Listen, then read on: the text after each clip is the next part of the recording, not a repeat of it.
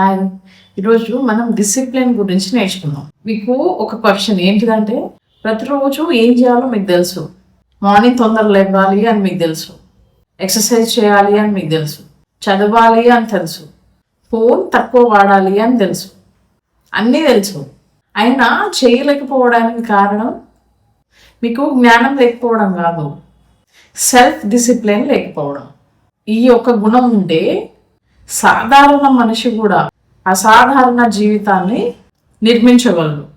చాలామంది అనుకుంటారు సక్సెస్ కావాలి అంటే టాలెంట్ కావాలి, డబ్బు కావాలి, లక్ కావాలి.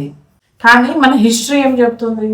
టాలెంట్ ఉన్న చాలా మంది ఫెయిల్ అయ్యారు, సాధారణ టాలెంట్ ఉన్న చాలా మంది ప్రపంచాన్ని మార్చారు. వాళ్ళ మధ్య డిఫరెన్స్ ఒకటే, సెల్ఫ్ డిసిప్లిన్.